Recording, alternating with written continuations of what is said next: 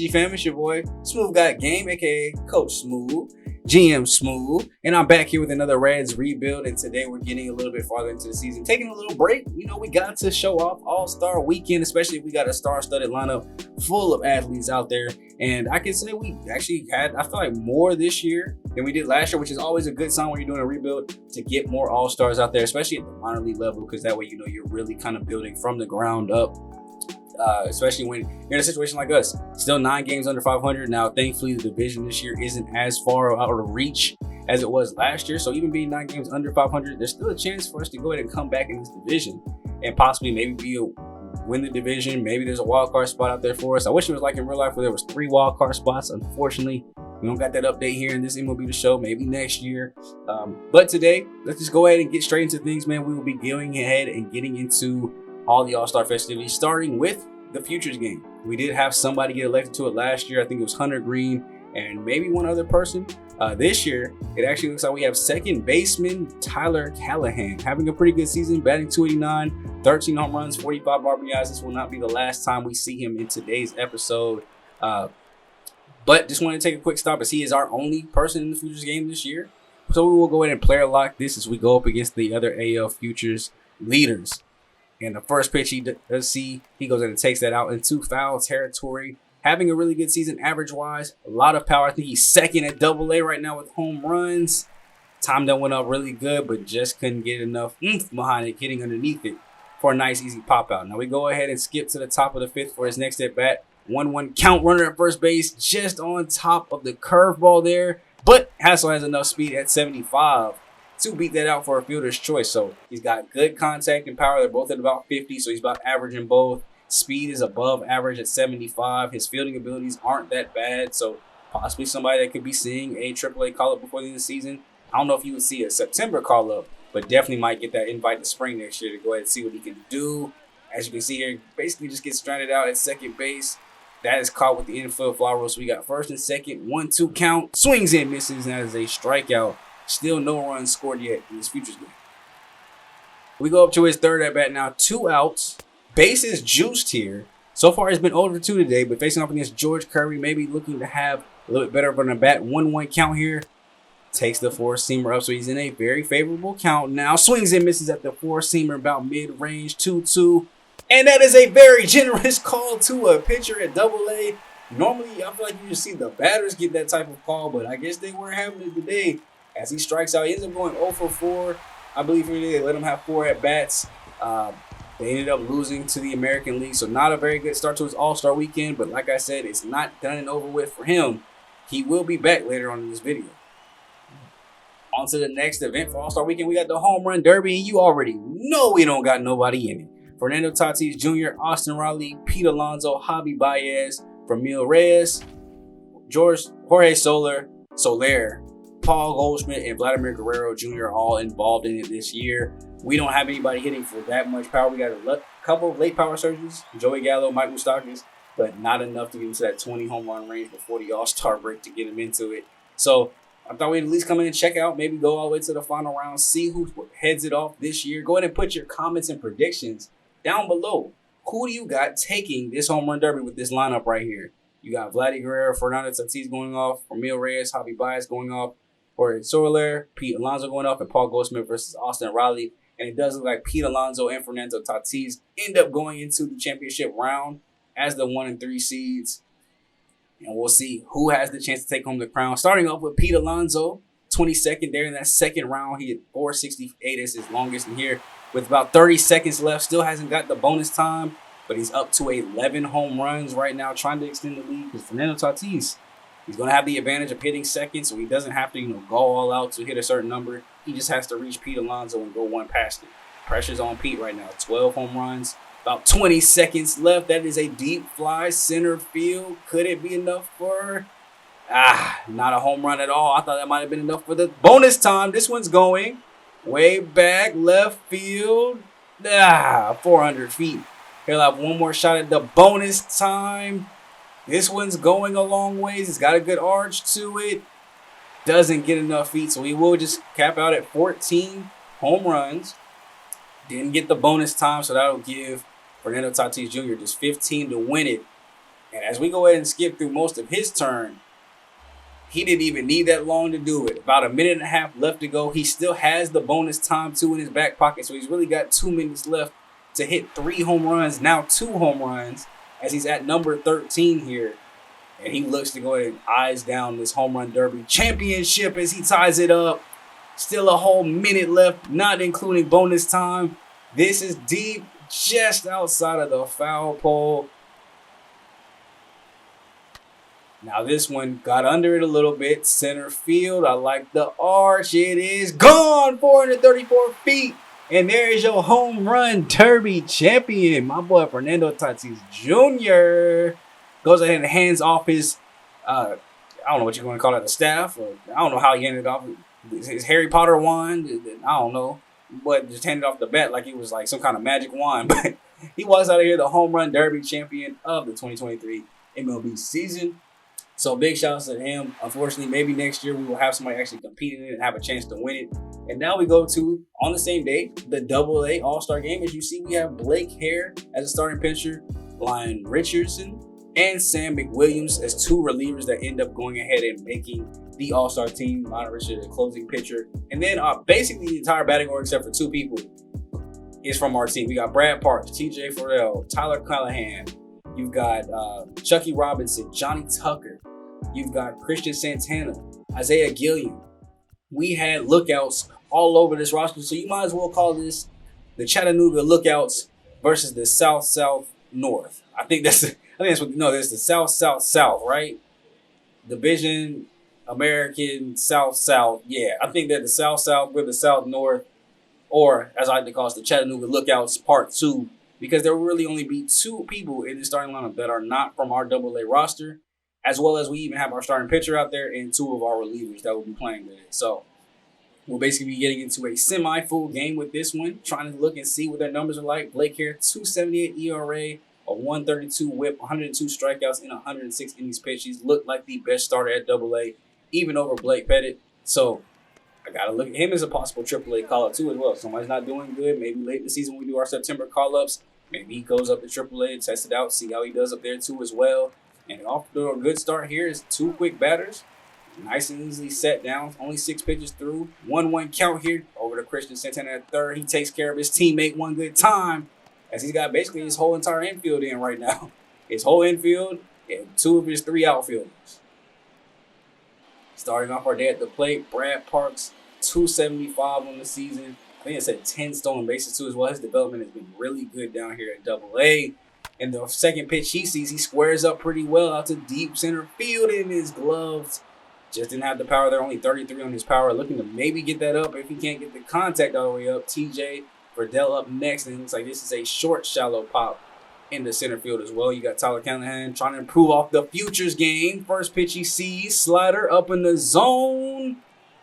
Right to a similar spot as the last batter. So 1, 2, 3 for us as well. Not much offense going just yet, but we look to hopefully help out Blake here. I have him going 3 innings here today. I'm always confused on how long to let my starters go during All-Star breaks, because I feel like sometimes they let them go 3, sometimes they let them go 2. I'm not sure what the pitch count is. Let me know what you guys, if you guys play through this, on your own. What are some of the pitch count limits that maybe that you put on yourself? Or do you always go 2? Do you always go 3 innings with your starter? Here today we're going 3. I think they ended up going just 2 with theirs. Unfortunately, we pitched first, so I couldn't see what they were doing. As that is an error out there by Isaiah Gilliam.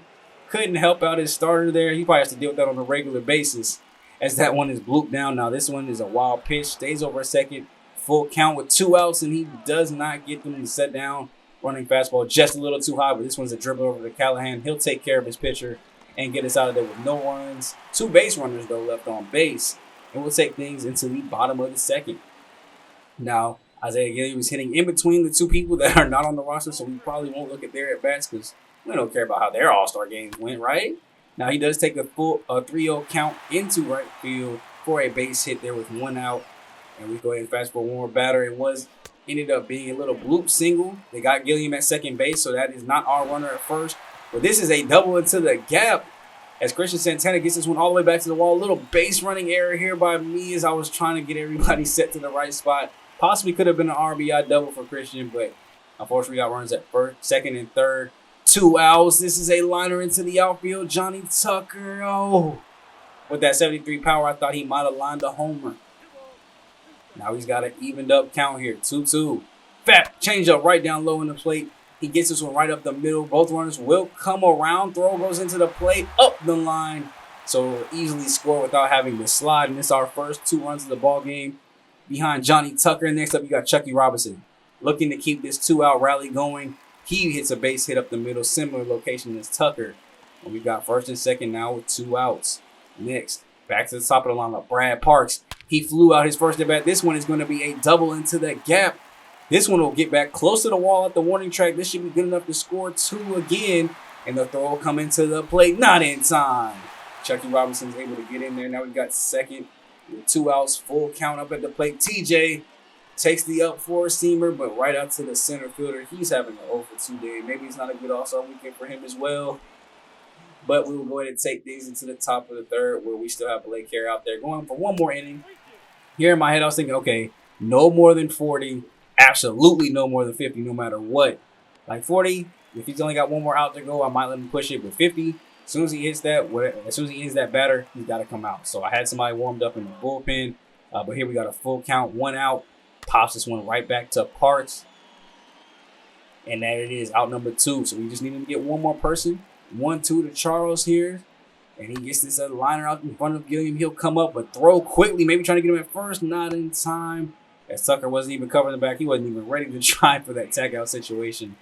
So next up, right over to Callahan. Just as he's done so many times this game already. Nice little grounder. Goes over to first. And now in third. Next up, we have Ryan Richardson coming in, our closer on the team. 17 saves and 21 opportunities. A 2.67 ERA, shutting down righties, but lefties having a field day off of him. The first batter he faces, in fact, is a lefty, and what does he do? Stays true to that average. Out deep, Booker going back, and he will not be able to glove that one. And of course, not one of his teammates not looking to bail him out, as he can't even glove it properly. And that'll be a leadoff triple for Ryan Richardson. And we're only up 4-0. I don't want this to go down to L. This is still the Chattanooga Lookouts versus the South Allstars, so I still want to get this dub if possible. And the very next batter, he makes him go 3-0. This is Tristan. Gets a call 4-seamer up in the zone, 3-1. Gets a call 4-seamer on the outside black. Now you got to think you got to swing right. Not exactly takes the 4-seamer low. Just look the entire at bat. He did not swing once at any of the 6 pitches that he saw. Now thankfully he's able to get a strikeout with the next batter. This one, a proper right back to him. He's not able to get it at home. Throws over to first base, though, and gets the out. Looking to get out of this pretty much unscathed. He gets him to chop this one deep into center field. It will be glove shallow. And we go ahead and get out of the fourth. Still up 4-1. Pretty good inning there for Lionel Richardson. Gave up a hit, a walk, a strikeout, and a run. So one's all around, but still limited the damage. Now we come back to our side. Christian Santana hitting again. And doesn't his stance just make you feel like he's a power hitter? Like his power should be at 90s at least. I hope he gets to that point. I'd love to have a 90s power hitter come up from the minor league system. But he gets over at first base with a base hit. Tucker strikes out. And then we've got Chucky Robinson. This is deep into the gap. It will get down up against the wall. They won't have time to get it in. So we'll go ahead and send the runner home. He'll stop at second base. Throw comes in, not in time. It's an RBI double for Chucky Robinson, and we get that run right back. And we're not looking to slow down. Brad Parks, base hit into right field. We'll hold him over at third base, and we got runners at the corners. Let's keep this rally going. Don't hit into a double play, TJ. You've been hitting deep fly balls all day. I just need one more. Now it might be an 0-for-2 day. And I say 0-for-2 because this should be a sac fly. We go ahead and tag up. He's coming in. The throw is up the line a little bit. Maybe if it's on time, Mike could get him. And the ball game is now 6-1. Tyler coming up next and continuing his slide. 0-for-7 in All-Star Weekend. Ooh-wee. But next we got Sam McWilliams, 32 games. He's coming to save 2 as well, a 6-3 record. He's given up 64 strikeouts and 84 2/3 innings. So not a strikeout guy, but not allowing him too bad of an average or ERA either. So let's look to see what he comes in and does to shut this down as the first batter he faces flies out to Booker. Nice, easy 3-pitch out there. Following up, Cody coming up. He's 0-for-2 in the day. 0-2 count right here. This one will be lined down the line left field. It'll get down. TJ reaches it, can't glove it. He's up against the wall, so that will get away from him. The runner's going to go around the third base. He picks it up. Throw will come in. Not in time for third base, but at least it's not an inside the park home run. You still got a chance to get out of this as he gets him to swing and miss at the slider. That was nasty. And then he gets the fly out to right field, and he will come away unscathed despite giving up a hit with that triple. Gets a strikeout, no earned runs allowed, and that'll basically do it for the pitching staff. That's all three of our pitchers coming in. Relievers pitching their 1 inning. The starter went ahead and got him 3. Nothing else happened from our batters. We ended up winning 6-2. So good job, Chattanooga Lookouts. South North with your All-Star game victory. It was a very good game. We saw a lot of our players come in and do a lot of great things. Brad Parks, Chucky Robinson, Christian Santana, Johnny Tucker. A lot of those guys had great games. Our pitching staff looked phenomenal. So I'm just happy what we were able to accomplish here on All-Star Weekend. Now, the very next game is the MLB All-Star game. Look through the whole roster, and I find Kirby Yates actually ends up making it, as well as Lucas Sims. You knew they were probably going to.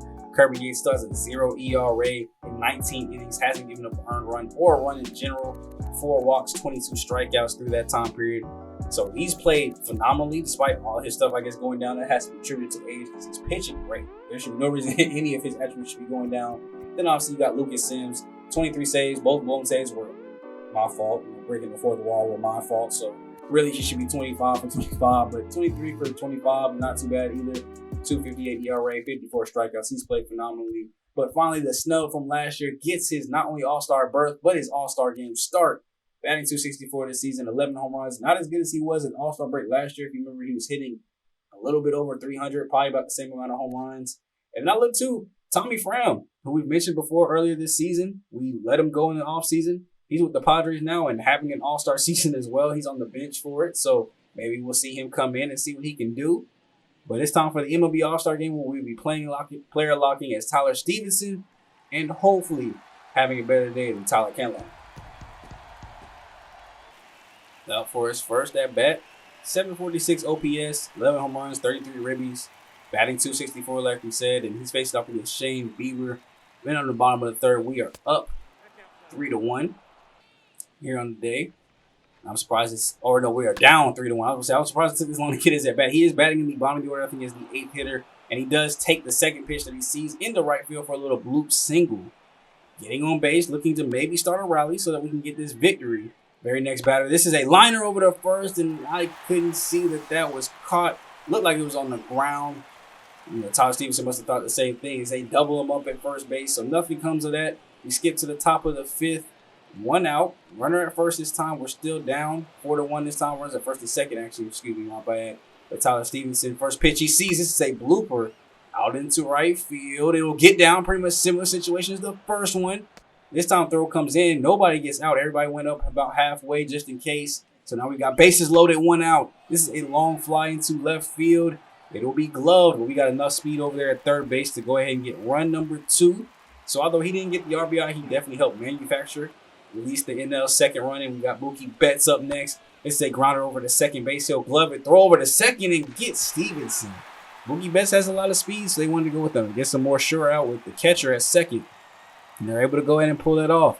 Now, unfortunately, that was the last time he came in for an at-bat. They went ahead and pinch hit him. As you can see, everybody's starting to come in for their pinch hits. Pitchers are being rotated out. We are down here 5-2. As we look to go ahead and try to get this victory late, we just couldn't do it. We end up losing 5-2 here. Not like it holds much stock. I think it just gives the team that goes to World Series home field advantage. And the way our record is looking, that probably won't be us. Now, as we get better, I for sure want the NL to win a little bit more so we can make sure we get that home field advantage. But it just didn't happen this time. And just a quick shout out to AAA. The only All-Star they had was Matt Pittich, the reliever, a 1.38 ERA. So, of course it is what it is. But back to the trades. Now, I know you guys said, I saw a comment on it after I had recorded this, to look into trading Luis Castillo. I wanted to do that. I just don't know because, he could have a bounce back season next year. I thought he was going to be the ace. He performed like an ace last year. He could have a bounce back season next year, so I would be worried about losing strength in my starting rotation for that. Plus, we drafted a bunch of good starting pitchers, so I don't know what prospects I would want. But now, looking at this, they have Juan Soto on the trade block, and I'm looking maybe Albert Amora Jr. that, moved the meter quite a bit. I'm looking at ways to make this trade work. I'm thinking Josh Gomez side, Brad Parks. I'm thinking, if I'm going to get another big bat, he is younger. maybe I make the move to move Mike Moustakas, but that still has a little bit of red. They still want a little bit more. So let me know what you guys think I should make this trade, how I should alter that trade to make it work. I'll wait a little bit longer this time so I can make sure I get that feedback from you guys to see, is that the trade? Luis Castillo for Juan Soto, and then obviously maybe a couple picks from us too as well. Or do we try to make it work for somebody else to keep Luis Castillo? You guys let me know what you think. I am on the verge of wanting to keep him just in case he has that bounce back season. I think he can be a great starting pitcher. He just had a bad year this year. But we'll probably look to get him back in the starting rotation unless we really make that playoff push. And obviously that switch was working. But other than that, man, I hope you guys did enjoy the episode. Next time out, we will get deeper into the season. Finish obviously through July, probably get through August, and maybe get close to the September call-ups, depending on how well the season goes after this point. Depends on how deeper we'll go into the season. So start looking close, slow it down in September and late August. If we're looking like we're getting farther and farther away, we'll speed our way through it and get to the off season quicker. So let me know what you guys think. Let me know you guys are ready for the next episode with a like, comment, and subscribe if you are brand new to the channel. I see these videos are getting quite a good amount of views, so please hit that sub button for your boy if you would, please. Really appreciate the love and support from you guys. Appreciate you, especially for being to the end of this video. I love you probably the most. So it's been your boy, SGG, the King of Games, and GM Sean Smooth is out for today. I'll catch y'all next time. I'm gone.